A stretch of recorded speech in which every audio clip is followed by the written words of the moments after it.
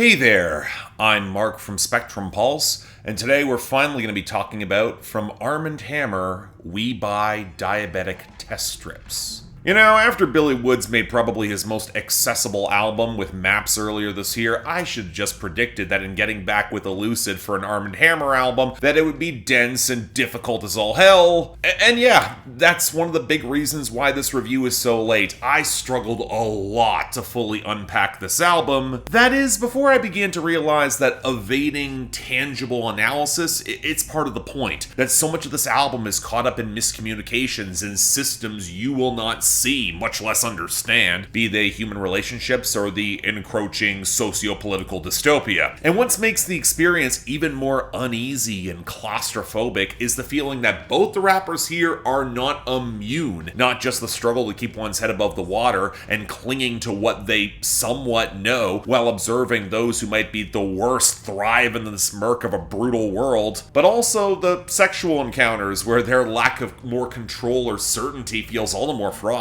And it's interesting to see how both rappers react to this revelation. For as much as ELUCID embraces abstraction, he seems the most unnerved by that increasing uncertainty, especially when it comes with him potentially getting what he wants, if he even truly knows what that is. Now, Billy Woods' stories feel more lived in and haggard, with more wry acceptance of his very human frailties and failings, especially around relationships. On his albums crisscrossed with dystopia and apocalypse, he is more comfortable amidst discomfort, as the only certainty is death, and that's going to come for everyone, especially on an album like this that feels its age. Now, I am fully comfortable with being very wrong about pretty much all of this. Impressionistic abstract art is built to evade easy definition, but it also means necessarily this album's a tougher listen, especially at its length, with the increasingly off-kilter production spanning JPEG Mafia to Kenny Siegel to even LP, cultivating this atmosphere that broods and shifts at unstable angles. It is considerably less immediate, it demands you put in the work, and the intentional lack of thematic definition can be pretty frustrating, at least by the end. Now, that's not saying it's not rewarding. The clattering, sexually charged, glossy haze of woke up and asked Siri how I'm gonna die, the exhausted, shuddering woodwinds of the flexible unreliability of time and memory and Total Recall, the bruising, snarled holler of Trauma Mike with Pink Siifu and that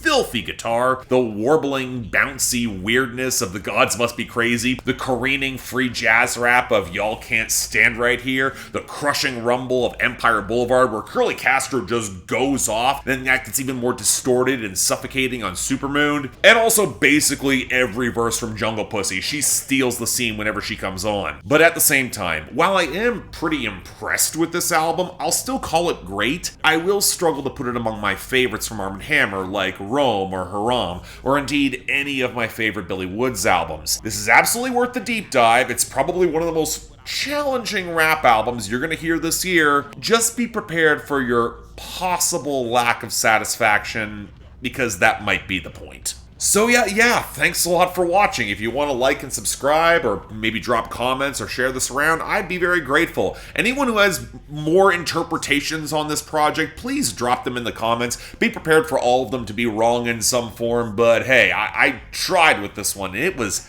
a tough one. That's why this review is so late. I just need to have this sit with me and try to untangle it. Beyond that, anything else I might be able to do to improve my presentation, I'm all ears. If you guys want to get projects on my schedule, so I might have a shot at covering them earlier, link to my Patreon right over there. And as always, I'm Mark, you're watching Spectrum Pulse. I'll see you next time.